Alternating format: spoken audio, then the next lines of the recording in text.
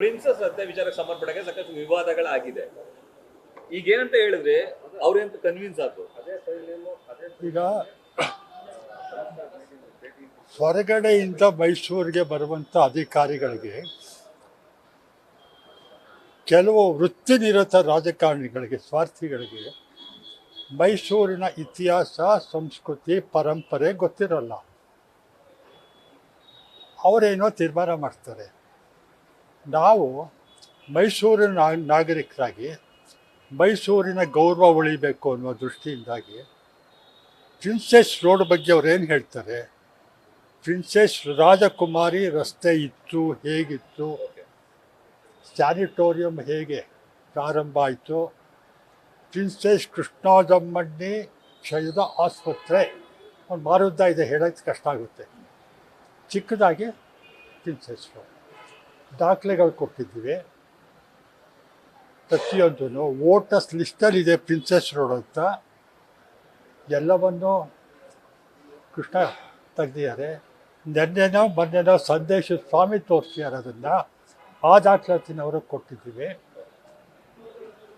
ಆಮೇಲೆ ಇನ್ನು 4 ದಿವಸದಲ್ಲಿ ಇದು ಹಗರಣ ಹೇಗಾಗಿದೆ ಅಂದರೆ, ಇವ್ರನ್ನ ಬೈಯೋದು, ಅವ್ರನ್ನ ಬೈಯೋದು, ಮೈಸೂರಿನ ಜನ ತೀರಾ ಕೀಳು ಮಟ್ಟದವರು ಅನ್ನೋ ಮಟ್ಟಿಗೆ ಬಂದೋಗಿದೆ. ನಾನು ನಿನ್ನೆ ಮಹದೇವಪ್ಪನವ್ರ ಹತ್ರ ಮಾತಾಡಿದ್ದೀನಿ. ಅವ್ರು 5ನೇ ತಾರೀಕು ಮೈಸೂರು ಬರ್ತಾರೆ. ಅವತ್ತು ಅವ್ರ ಹತ್ರ ಮಾತಾಡಿ, 5 ಇಲ್ಲ 6ನೇ ತಾರೀಕು ಬೆಳಗ್ಗೆ ಮಾತಾಡಿ. 1 ಸೆಕೆಂಡು ರವಿ, ಇವರು ನೀವೇ ಮಾತಾಡೋದು, ನಾನ್ಯಾಕೆ ಮಾತಾಡಬೇಕು? ಆಯಿತಾ? ಮುಖ್ಯಮಂತ್ರಿಯವರನ್ನು ಭೇಟಿ ಮಾಡ್ತೀವಿ. ಮುಖ್ಯಮಂತ್ರಿಯವರ ಗಮನಕ್ಕೆ ಬರದೆಯೇ ಅವರ ಹೆಸರಿನ ಈ ರೀತಿ ಪ್ರಚಾರಗಳು, ಅಪಪ್ರಚಾರಗಳು ಆಗ್ತಾ ಇವೆ. ಮುಖ್ಯಮಂತ್ರಿಯವರಿಗೆ ಸಂಪೂರ್ಣ ವಿಷಯವನ್ನು ತಿಳಿಸಿ, ನಿಮ್ಮ ಮರ್ಯಾದೆಯನ್ನು ನೀವು ಕಳ್ಕೊಬೇಡಿ, ಮೈಸೂರಿನ ಮರ್ಯಾದೆಯನ್ನು ಉಳಿಲಿ, ನಿಮ್ಗೆ ಅವಮಾನ ಆಗತ್ತು ತಪ್ಪಬೇಕು, ಈ ಹಗರಣಗಳು, ವಾದ ವಿವಾದಗಳು ಬೇಡ ಅಂತ ಅವ್ರ ಹತ್ರನೂ ಮಾತಾಡ್ತೀವಿ.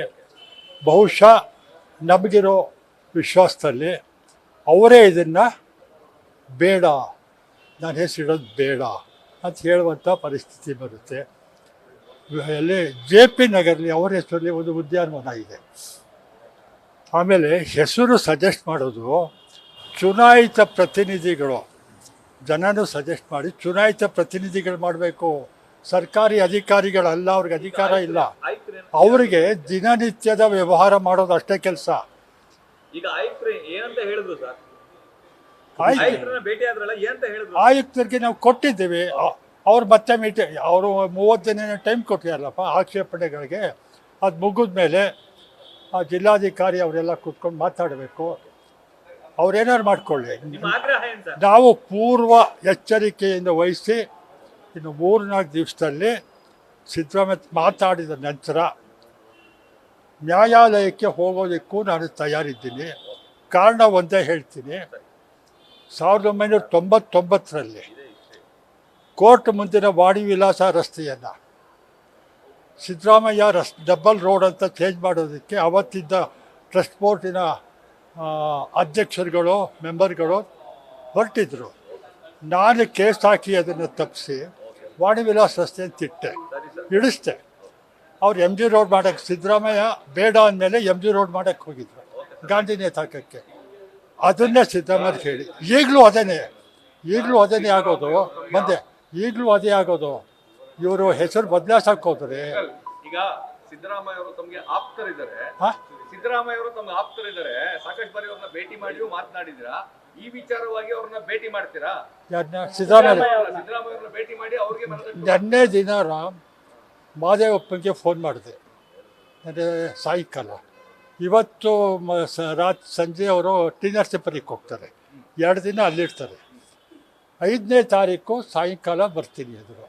ಅವತ್ತು ರಾತ್ರಿ ಇಲ್ಲ 6ನೇ ತಾರೀಕು ಬೆಳಗ್ಗೆ ಅವ್ರ ಹತ್ರ ಮಾತಾಡ್ತೀನಿ. ಈ ವಿಷಯ ನಾನು ಫೋನ್ ಮಾತಾಡಿದ್ದೀನಿ. ಖಂಡಿತ ನಾನು ಮಹದೇವಪ್ಪ CM ಅವ್ರು ಭೇಟಿ ಮಾಡಿ ವಿಷಯವನ್ನು ತಿಳಿಸಿ, ನಿಮ್ಮ ಹೆಸರನ್ನು ಹೇಗೆ ಬೀದಿಗೆ ಎಳ್ಕೊಂಬಂದು ಹರಾಜಾಗ್ತಿದ್ದಾರೆ, ನಿಮ್ಮ ಅಭಿಮಾನಿ ಅನ್ನಿಸ್ಕೊಳ್ಳುವಂಥ ಏನು ಹೇಳಲ್ಲ ಜನ ಅಂತ ಹೇಳ್ತೀವಿ, ನಿಜ ಸಂಖ್ಯೆ ಅಂತ ತಿಳಿಸಿ ನೀವೇ ಇದನ್ನು ತಿರಸ್ಕಾರ ಮಾಡಿ, ನನ್ನ ಹೆಸರು ಬೇಡ ಅಂತ ಹೇಳಿ ಅಂತ ಅವ್ರನ್ನ ಕೇಳ್ಕೊತೀವಿ. ಅವ್ರು ಒಪ್ಪದೇ ಹೋದರೆ ಕೋರ್ಟ್ ಇದ್ದೇ ಇದೆ, ಕೋರ್ಟ್ ಕೊಡ್ತೀವಿ. ನ್ಯೂಸ್ ಫಸ್ಟ್ ನಿರ್ಭೀತಿಯಿಂದ ನಿಮ್ಮ ಪರವಾಗಿ.